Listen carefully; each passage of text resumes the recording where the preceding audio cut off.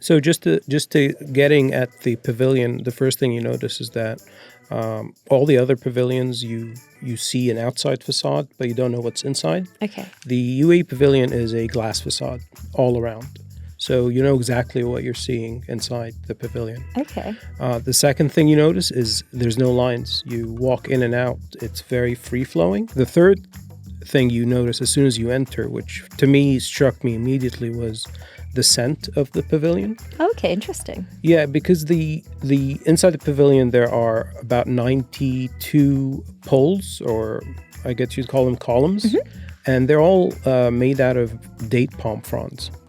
Okay. Yeah, millions of date palm fronds, which had to be sourced from 3 different countries and processed to be able to enter Japan. And the smell just instantly harkens to an oasis in Al Ain. Like the memory of anyone who lives in the UAE, you don't have to even be from here. You'll know what that smells like. So it kind of just really did. You were standing there, you were in Osaka, and then just that kind of sensory experience just shipped you here to the UAE.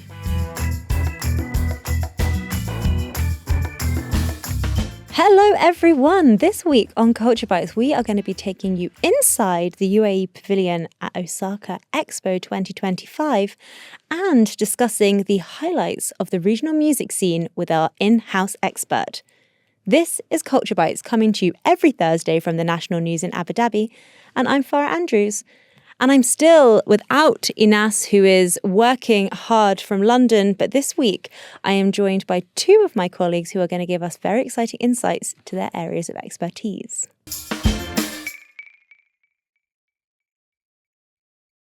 So now I am joined by Faisal Zaabi, the gaming and social media journalist here at the National, who is fresh from a trip to Japan, where you were at the Osaka Expo 2025. Yeah, we were lucky to be able to visit the Osaka Expo and particularly the UAE Pavilion, which is excellent. So please tell me more about the UAE Pavilion. I've been reading about the theme, about some of the very interesting things that you've reported from there. So kind of what were your highlights from your visit?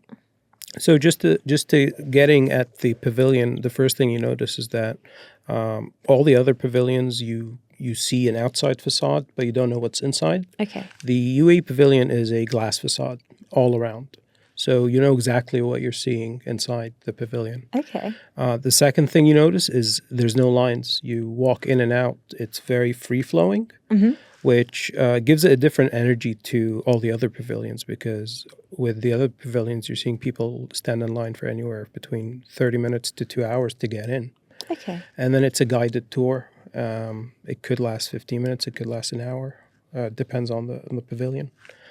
So having it be free-flowing keeps that energy just always on. Did it have a little bit more of a kind of museum feel then, with kind of people kind of doing their own sort of self-guided? Exactly, yeah. So there's stations, and each station is particularly describing an area of the UAE's history, its present, its future. But the third thing you notice as soon as you enter, which to me struck me immediately, was the scent of the pavilion. Okay, interesting. Yeah, because the inside the pavilion there are about 92 poles, or I guess you'd call them columns, and they're all made out of date palm fronds. Okay. Yeah, millions of date palm fronds, which had to be sourced from 3 different countries and processed to be able to enter Japan. And the smell just instantly harkens to an oasis in Al Ain. Like the memory of anyone who lives in the UAE, you don't have to even be from here. You'll know what that smells like. So it kind of just really did. You were standing there, you were in Osaka, and then just that kind of sensory experience just shipped you here to the UAE. Which was incredible because you're also greeted by the excellent ambassadors who all speak Japanese. And I was trying to, as much as possible, see what it would be like from the point of view of the Japanese visitors. And they've done such a good job of replicating what it's like to be in the UAE. through the scent, through the welcoming nature of the ambassadors, and through just proudly talking about everything to do with the country and its achievements. So for people that aren't super familiar with expos, obviously we had Expo 2020 here in Dubai. How would you describe more broadly what an expo is, and then kind of what each of these pavilions are doing? So an expo is about, it's a 6-month event, and a country has, I'd say, about 5 years to prepare, something like that. And it happens every 5 years. Okay. So every country around the world is invited to set up a pavilion at the expo. And what they are trying to do is communicate that country's economy, culture, its science, its achievements, essentially selling you on the country in more ways than one.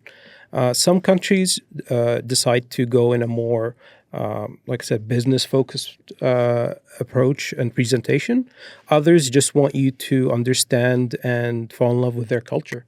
Okay, interesting. So you've kind of spoken about the scent of the UAE pavilion, but from from your experience and also the people that you were speaking to in Japan, what do you think were the kind of big takeaways for people from the UAE pavilion? Yeah, I mean, we had the opportunity to speak to some Japanese visitors, and they were all saying the same thing, that the pavilion itself felt welcoming, but it was also just nice being inside, having the rays of the sun come in and also feel, cool inside the pavilion, because it's summer in Osaka, so it's very warm outside. But it's quite nice inside because there are open areas. Like I said earlier, unlike other pavilions where you have to be guided through a tour, this is a very free environment, and people just like hanging out there. They will come and sit down, and there are 3 screens set up that show videos of different aspects of the UAE culture, and they all have Japanese subtitles. So they'll just sit down and take it in for about an hour or so, and just enjoy themselves. Oh, that's interesting. The pavilion that you've just described sounds very, very different to the UAE pavilion that we all kind of got to know so well during Expo 2020 Dubai. What are the kind of biggest standout differences? And then are there any kind of things that you saw as a bit of a common thread between the two? So I think what they did best for the UAE pavilion at Osaka is it fits with where the expo is being held. I think for the Japanese people, they've really given the presentation as much thought as possible to be able to deliver the message of the UAE as concisely and as clearly as possible, without essentially overstaying their welcome in their presence. It's a very simplified presentation, and it makes them want to come in and understand it for themselves. Okay. So what we had with the Dubai Expo is, it was our expo. We needed to go all out, and we were showing just about every aspect of our culture, every detail. We wanted everyone who's visiting to the country, and specifically our expo, our pavilion at the Dubai Expo, to be given a chance to understand so many things about the country. With the UAE pavilion in Osaka Expo, it's focused, it's simplified, and it's given to you in a sort of in a capsule presentation that makes you want to understand it for yourself more. It plants something, like the date palm fronds. It plants an idea, a desire that people will then walk away from it and want to visit the country, want to read up on it, want to know more about the UAE. And talk to me a little bit about the theme of the UAE's pavilion, Earth to Ether. What was your kind of big takeaway from that theme? I mean, again, an excellent title for the pavilion itself. So Earth to Ether refers to the UAE's connection to its heritage, which is in the form of earth, all the resources it used to become the country it is today. And ether refers to its outlook to the future, and specifically space. So we've seen that the UAE has gone to the International Space Station and hopes to go to the moon someday as well. The great thing about the title as well is it works in Arabic as well. So earth to ether becomes earth to ither, which is earth. Earth is what you inherit, and ither or athir is the same thing in English. It's what you hear either in space or in sort of silence. I love those kind of like linguistic kind of parallels that have kind of been so cohesively thought through, and kind of working in English and Arabic is amazing. Which of the other pavilions from around the world or from around this region caught your eye? I mean, we were quite busy covering the UAE pavilion, so all hands on deck in the UAE all hands pavilion. on deck, which we weren't complaining about because it was such a great place to be.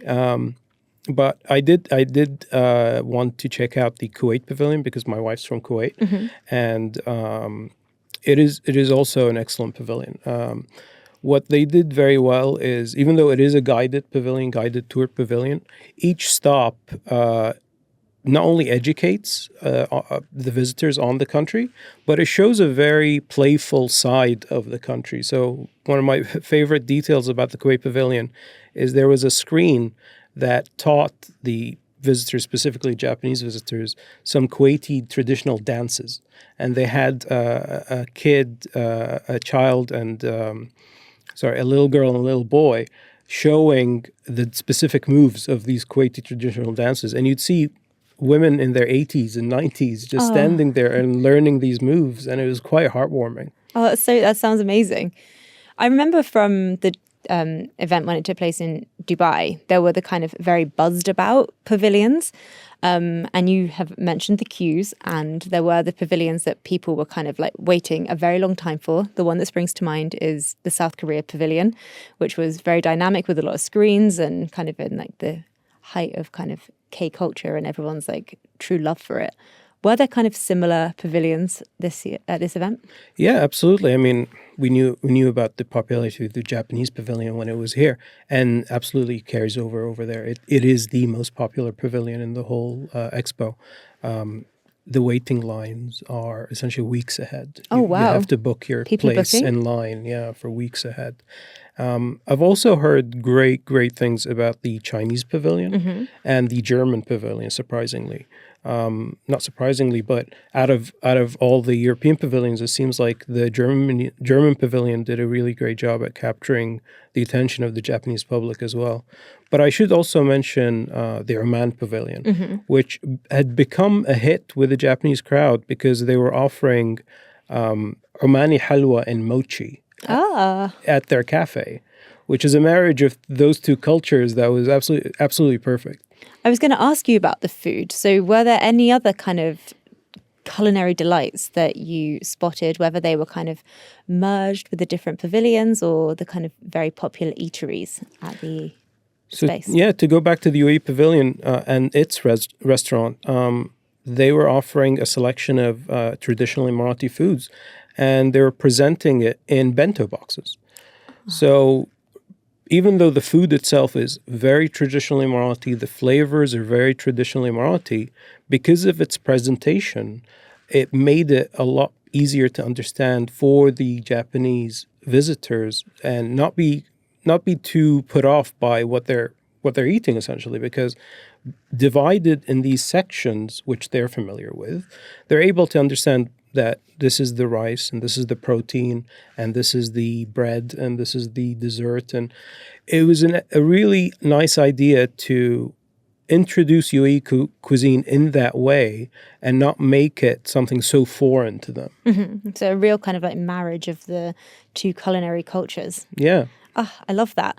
And then just finally, I want to come back to the conversation about the scent of the pavilion. You said that people were kind of going away and kind of like wanting to take it with them. So talk to me about those kind of conversations. Yeah, I mean, speaking to the head of the pavilion and the head of design of the UAE pavilion, they both mentioned that the smell had become so popular with visitors who kept saying that they were coming back just to be able to experience it. And they started selling miniature date palm fronds at the UAE pavilion's shop so that the visitors can take some of it back with them. So that's amazing. So people really are just kind of leaving and kind of able to take that scent away with them. Yeah, because dates and palm trees are available everywhere. But the way that we treat the tree here in the UAE and the way we use it creates a very specific type of date palm frond that you don't see anywhere else. So to them, to a lot of people, it was the first time they even smelled anything like that. So they wanted to be able to experience it over and over again. And they also mentioned that they are trying to bottle it and sell it for at least the last month of the pavilion. Oh, I will kind of keep an eye on that and see if people are able to kind of take it away with them and then keep it long after. That's a bit of a legacy for the Expo. Yeah, it would be a great keepsake. And then I know I already said finally, but what was your biggest takeaway broadly from going to Expo in Osaka? I mean, I would just say if you plan on going, wait till the cooler months. Was it very hot? It's extremely hot in Osaka. My parents had become essentially Expo aficionados since the Dubai Expo, and they plan on going to every single Expo. And they'd been back in the spring, and they loved it. And Osaka is a great place to have an expo because you're going to a city that is already just such a beautiful place to be. And then you're going to this event that allows you to interact with so many different people from everywhere. So yeah, I would just say if you plan on going, you should definitely plan on going.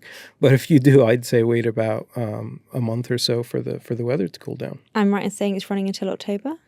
It is, yeah. Okay, October's so there's some time. Yeah, absolutely. Well, thank you so much. It's been a pleasure talking Expo with you. It's my pleasure. And I want to go and smell that pavilion. Hopefully you get to, yeah.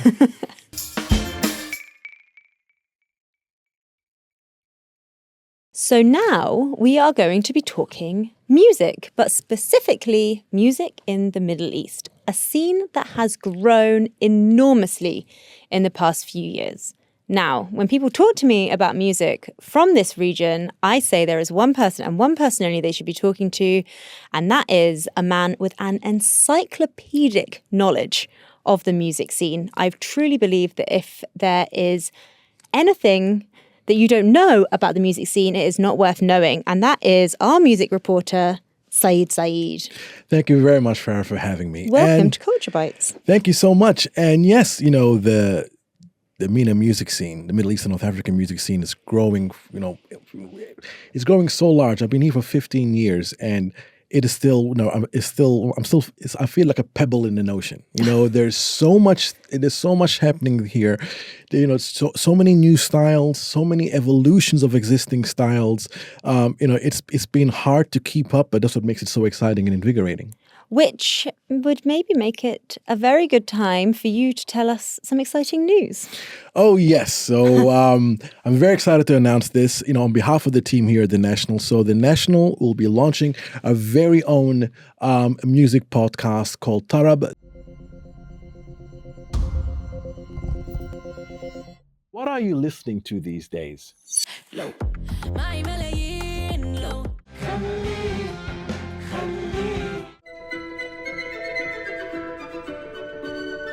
If you want to explore the music scene in the Arab region and know stories of Middle Eastern artists, we've got it all here for you on our new podcast from The National. I'm Saeed Saeed, music reporter for The National, and this is Tarab, a music podcast exploring the Middle East dynamic music scene through vibrant and candid conversation with some of the region's most compelling artists. We named this podcast after one of those Arabic words that doesn't really have an English equivalent. Tarab. But you'll feel the meaning when you tune in. Please follow and subscribe to get new episodes of Tarab every Tuesday from wherever you get your podcasts. The first episode runs on Tuesday, the 26th of August. It's going to be every week, every Tuesday. And, it's a 10 episodes, for this first season.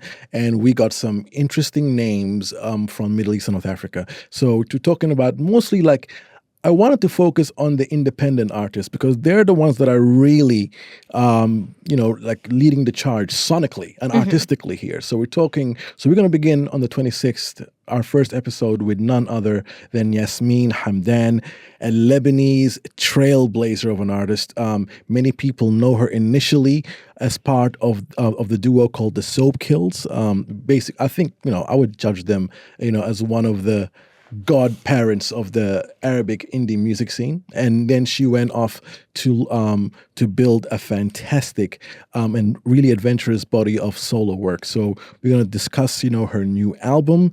She's going to be coming to Abu Dhabi, at the start of next year with the show. We can announce that actually. So I'm very happy to say that we have an exclusive. Yeah, so she's coming to Abu Dhabi to perform in January as part of New York University Art Center's program. So we, as well as that, we spoke to Adnan Jabran from the Palestinian group La Trio Jabran. We spoke to Anthony Khoury from the great Lebanese group called Adonis, which I think they're kind of like the Beirut Coldplay. Yeah, I mean, everyone knows. In the best possible way. Yes. In the best possible way. And really, I think, doing these interviews, what came across for me is that how each artist, have their own motivations. A lot of the time, we live in a very interesting part, of the world, and a lot of the times is very tense. So it was inspiring to speak to these artists about, how their situations, what they're going through, inspired their work. Some of these artists, they use music to reflect what's going on. Some used music to escape what's going on. Some viewed it as a form of therapy. So really, through this collection of interviews, it gave us an insight to how basically Arab youth are using creativity as a form of expression in these very difficult times. So I think it's a great effort, and inshallah, I hope everybody will appreciate that, because these artists deserve to be listened to. I'm looking forward to it. It sounds like it's going to be 10 really interesting and really diverse conversations about the music scene in this part of the world. I want to take it back to the beginning, and if you can tell me and our listeners, what does Tarab mean? So, it's a very interesting word. So, on one hand, it could be viewed, as a genre. So in some circles, it's viewed as a genre of, I would say, almost like classical, Arabic music. By classical Arabic music, I don't mean like symphonically. I'm talking about, to like early 20th century music. So, very poetic lyrics, symphonic arrangements, the things that you'd hear from Kulthum, Fairuz, the greats. But really, Tarab, I think, is an umbrella, form for all kinds of Arabic music that's kind of finely constructed. It's like, for me, I view it as a symbol of excellence. These are not tossed off songs. Okay, so it's more than a genre. It's a prestige. It's a whole kind of. Yeah. It's like it has a heft, and that heft comes with a thing of excellence. Like, for example, mutrib. That word is I'm a composer, not a songwriter. I'm a composer. Okay. So there's a sense of heft that comes with that. So for me, that's why it's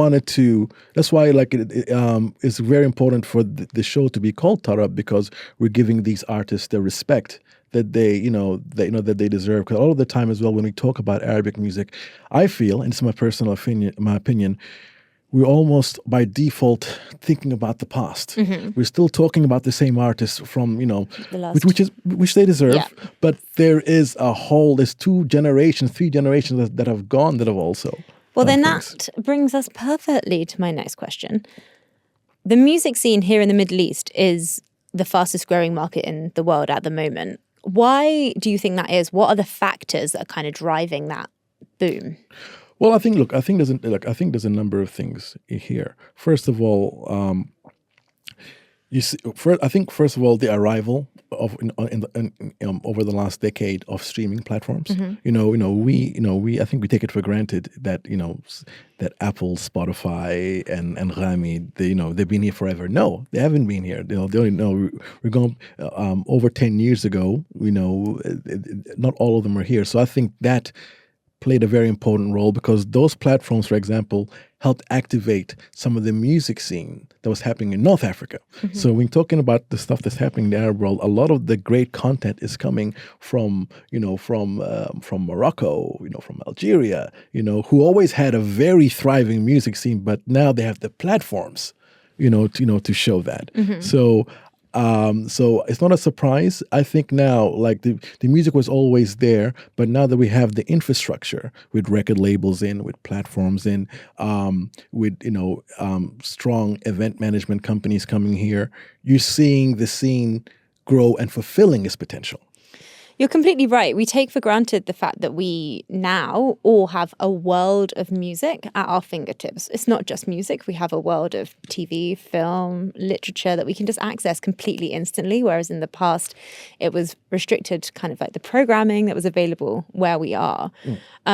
So that's such a good point. But then for where you are and kind of what you're seeing at the moment, who are the artists that we should kind of all have on our radar? And where are the kind of like up and coming artists that are coming out at the moment? Who are exciting you the most? Look, I would say, my answer, because, I get asked that question. A lot of us colleagues in the arts and culture desk are asked that question.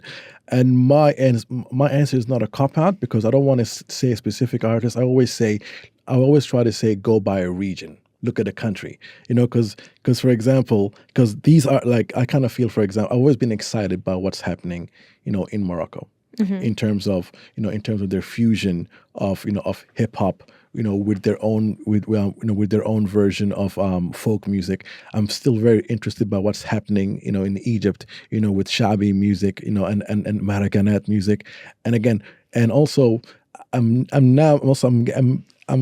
getting a little bit of excitement tingles as well, seeing what's happening, in Sudan. You're seeing a lot of electronic music now, coming from Sudan, right? So for me, I think like when you want to explore Arabic music, and for the first time, and hopefully Tarab, will help be your guide. Shameless plug, but there'll be more. There'll be plenty more every week. But I do feel that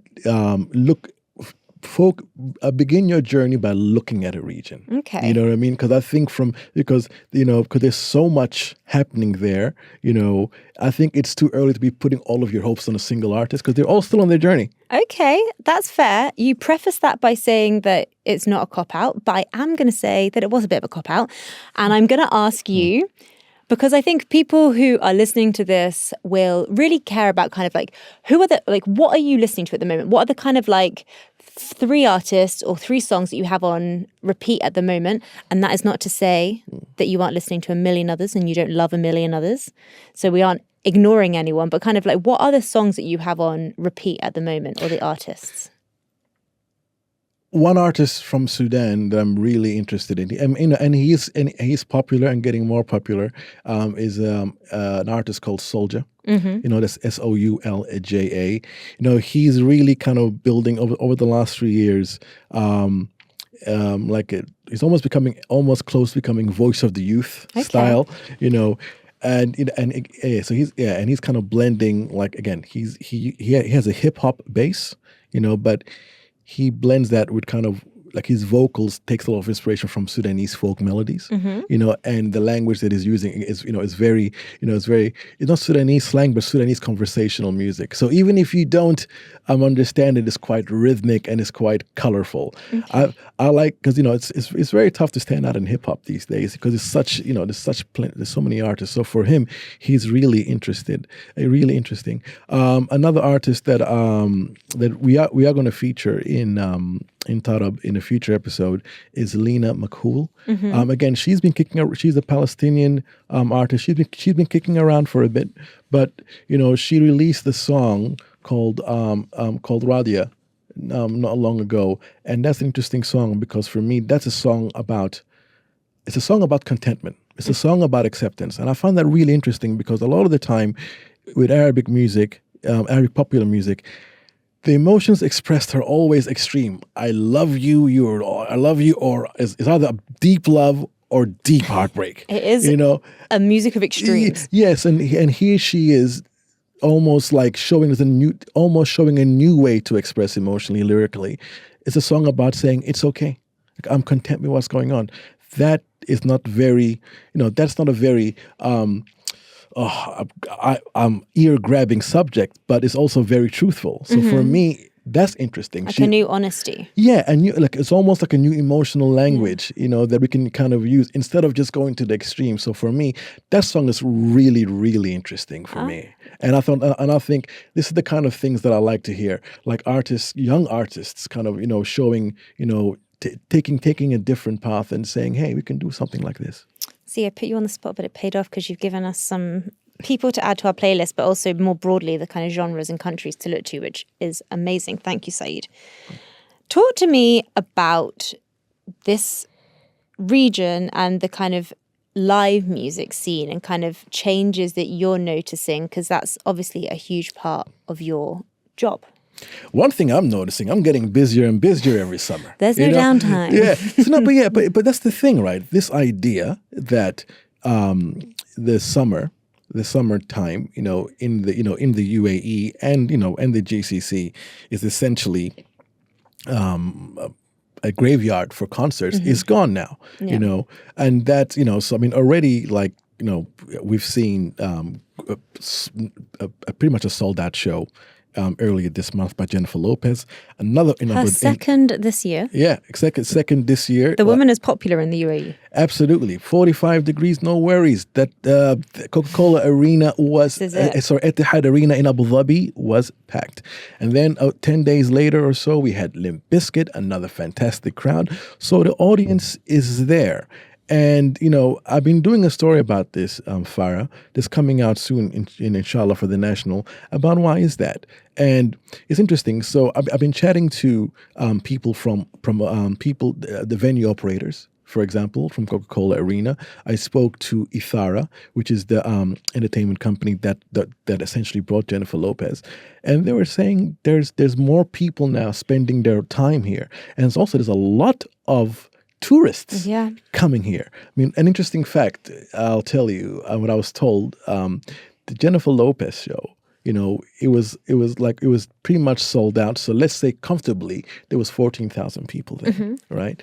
50% of those people were from outside of Abu Dhabi. Oh, so people flying in who lived in Dubai. So, so it goes, and again, they're coming to Abu Dhabi, the restaurants are full. So it goes to show you what a strong artist can do to galvanize, a particular neighborhood, and the same thing with Coca-Cola Arena. So, they look at the data. Of which people are living in or are in Dubai at the time, and they bring the artists for it.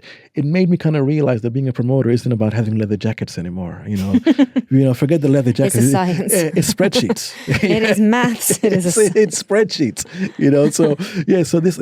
And now as well, with the arrival of these state-of-the-art venues of Coca-Cola Arena in Abu Dhabi, Etihad Arena in Abu Dhabi. We have Dubai Opera running, celebrating, nearly a decade now, as well. You're having a plethora of these venues that we didn't have all these. So I suspect there's going to be more shows, more big shows coming, to the region every summer. From my one-woman poll of the roads of this country, in the past, I would have a very quiet. From the minute the children finished school to the minute they went back, the roads would be lovely. The roads have continued to be pretty consistently full, which is obviously a good sign for the country, but a bad sign for my commute. So the next few months look set. We've had a busy summer, but we are not going to have a quiet winter. So talk to us about some of the very exciting artists that come into the UAE in the next few months. Seemingly each week, there's new announcements, coming up. So, just like 10 days ago, I think, we got the first announcement of the first New Year's Eve show. We're already there. Yeah, that's right. We're already talking about this. So, Atlantis, Atlantis the Palm, they're back. The New Year's Eve Bash is back. And this year is going to be none other than Maroon 5 as well, which, to be fair, they just released a new album. So, so this is not necessarily just the greatest hit set. So we're going to have some new music. They are an ongoing concern, and so as well as that other new, one artist that I'm, particularly interested in coming up is Natalie Imbruglia. Natalie Imbruglia, August 23rd at Dubai Opera. As a person who grew up in Australia, Natalie Imbruglia, she's our Natalie. She's our Natalie. You know what I mean? I remember, when the song "Torn" around 1997 very popular song. Was the song. So she's coming now, performing the greatest hit set at Dubai Opera on August 23rd. The Smashing Pumpkins, which is a band I would never have expected to see here, but I'm so excited to hear are coming.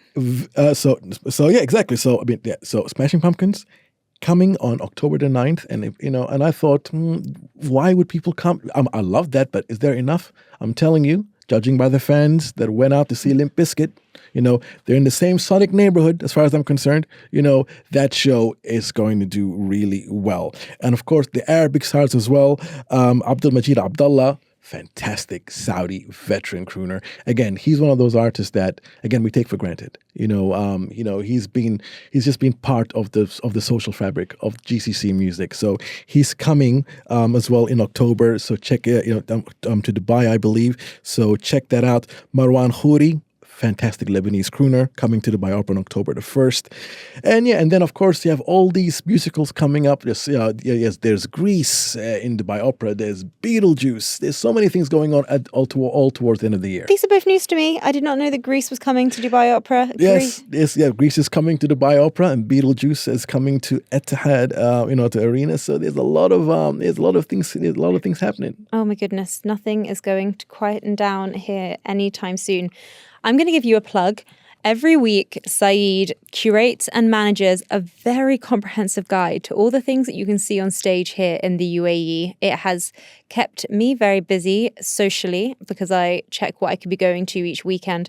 But it's also something to check way in advance because a lot of these things really do sell out. That's right. We'll be updating this rolling listicle every week. So every new show that that comes of note is going to be on that calendar. And yes, and I think you're right. I think now there's such demand for these live shows. The idea of I'm going to buy my ticket 3 days before the show. That's not the case anymore. That's slowly becoming a thing of the past. So it's time to be organized. Time to be organized. Well, your list and your very comprehensive guide to that music scene really does help keep us all right. Don't forget as well. I had to mention just for fun. The Rewind Festival was announced. Yes, of course. I can't let Bananarama come to Dubai without being mentioned. So, you simply can't. Bananarama and Jason Donovan. This is how we're starting the year. I can't believe that he is not the nation sweetheart that you harked to, and you mentioned only Natalie. So we have Jason Donovan coming too. Yeah, exactly. Another Aussie powerhouse. We're gonna bring him to Tarab to talk about the Arabic music scene. And on that note, tell us, where can we listen to Tarab? So Tarab is going to be available on all streaming platforms with new episodes coming every Tuesday. Episode 1 with Yasmine Hamdan kicks off next Tuesday at August 26th. Thank you so much, Saeed. It's a pleasure. Thank you.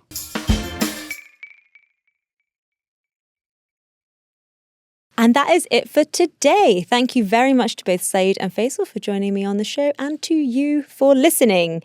Please follow and subscribe to our show.